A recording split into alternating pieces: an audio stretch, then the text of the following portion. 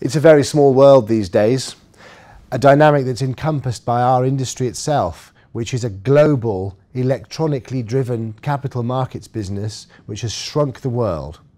With the closing of borders and the change of demographics in certain countries, how will the electronic online business be affected by talent shortages from closed borders? We take a look. We live in a borderless world today, especially in this industry. It's an online business, and the e-commerce world that we work in has gone from being a faceless computer screen orientated business to a relationship business, and the world has got very, very small because of it, right the way from the tier 1 banks, right the way down to the retail user, even in China of all places. So the movement of people, especially in business, is something which we all take for granted these days. When was the last time you saw an empty aeroplane? So having a look at... Sometimes I wish there was one when I want to see. When you want exactly, you need to lie down, but it's very, very, very rare these days, even on very long flights. So the movement of population for business is one thing. The permanent moving from one country to another is also not uncommon. But I think there's going to be, I think we discussed yesterday about this, that there may well be a different way of looking at that from now on. Well, to comment on that, there's a populist movement globally in the world. Presently, you've got Western Europe, which is moving down the populist route, which is feeding off the States. Again, that populist move was Brexit, closing borders.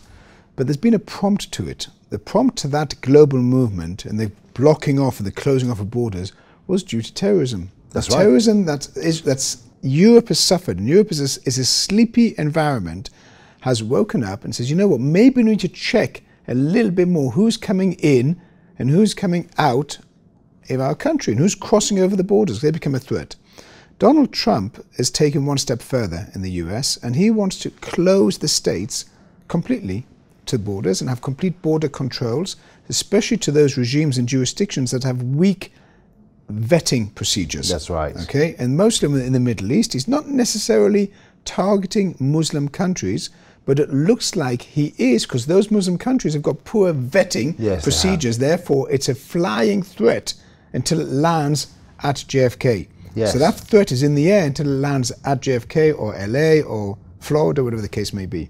However, from a business perspective, that restriction on population movement will have an impact on the global firms that are looking to recruit a cross-border talent to come in and bring their genius and their brain power and their academic development into the States. It could backfire, not necessarily, but could backfire on management skills within the States.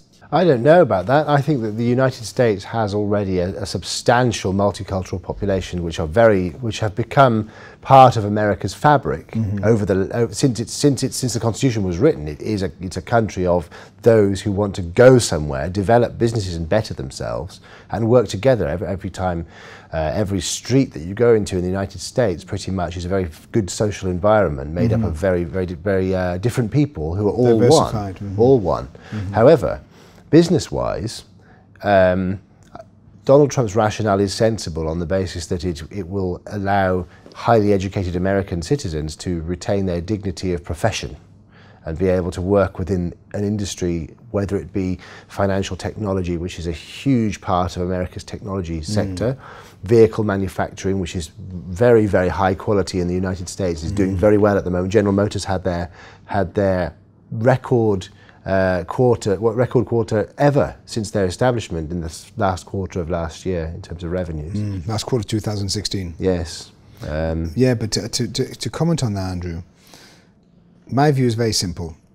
In the States, the requirement for qualified academic engineering individuals, intellectual individuals, and technology individuals is not a high sufficient number to provide the big conglomerates like Apple and Google and the banks with the necessary manpower that they need. That's true. At the moment, they're satisfied. However, as they grow they're going to need more of that cross-border intellectual intelligence, the artificial intelligence and intellectual intelligence, in order to build their businesses. Especially when they're looking at, now you have globalized banking systems which are using their own platforms to provide order flow around the world.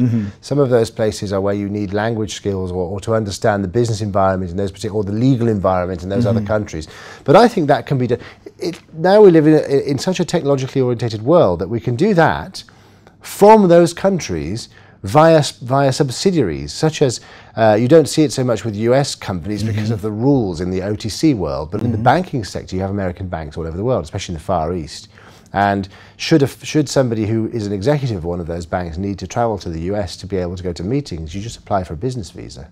Correct. They can apply for a business visa. However, on an ongoing development product within the high-tech industry, or even the banking industry, a 2-month visa or 3-month visa will not suffice when you're working on a 2-year project. No, it won't. You need a green card for that. The individual is not going to travel backwards and forwards. They will relocate that individual into Silicon Valley or into New York or into another hub. That can still be done. It can be done. However, the flow and the restrictions on population movement that are proposed could be damaging. Maybe not, but they could be damaging, and it's an effect of the new proposals. Immigration is going to happen within the states. I think it's more likely to be something like, for example, now in this industry, Indonesia and Malaysia are becoming development markets. Southeast Asia China is a powerhouse and will become its own internal capital markets and financial technology centre which will serve itself. We've seen this. I've been over there several times to research this. The whole of China will become, in the end, completely China-centric, right the way from the tier 1 banks at government level down to the trader. But retail companies in other parts of the world are now looking at places like Malaysia and Indonesia as investment centres or technological development centres. It's still early days. They're still undeveloped, but there is a will to develop from within. Countries like that, it's very hard to justify bringing an Indonesian national or a Malaysian national into the United States as a permanent resident. Whereas it's not so hard to justify bringing somebody from Copenhagen who has had a 12 or 15-year career in a fintech organisation into the US on a green card. It's much harder to do so from non-aligned areas. So I think what they'll do is the American companies, the banks and the people providing technology will invest in infrastructure and putting American technology into those areas and employing senior executives and a workforce under them in those areas and having an electronic relationship with the United States. Again, that is correct. However, the overriding concern of the Make America Great Again is economic. The other overriding concern is security. That's right. So the security is driving the closing of the borders in tandem with the Make America Great Again and stopping exit of American firms outside of the States and taking labour and taking profitability, taking infrastructure out of the States back over across the border. What they're trying to do is repatriate those firms, bring them into the States. However, all those firms need brain power, and that brain power, if it's applied locally, great, Donald Trump is going to be one of the greatest presidents ever lived. That's right. But if it's not provided locally, and those firms are then damaged as a result of not allowing the cross-movement of population with the security considerations, then it could have a backfiring effect on those firms growing and getting the manpower that they need, which will then push up the price of existing executives because the supply will not be there from overseas sources. So therefore, what does this lead to, among other things? We still need to go and open a brokerage there. That's correct. Get me 25 million. And we'll go and do it. Get me a green card and we're off. Absolutely. I'd be with you on that one. Okay. Thank you very much for joining us, Meir. Pleasure. Meir Velenski, CEO of Velenski Financial Group. Thank you. I'm Andrew Saks-McLeod, CEO of FinanceFeeds. Thank you very much for joining us here today at Geneva, Switzerland at Dukas Copy TV. See you next time. Goodbye.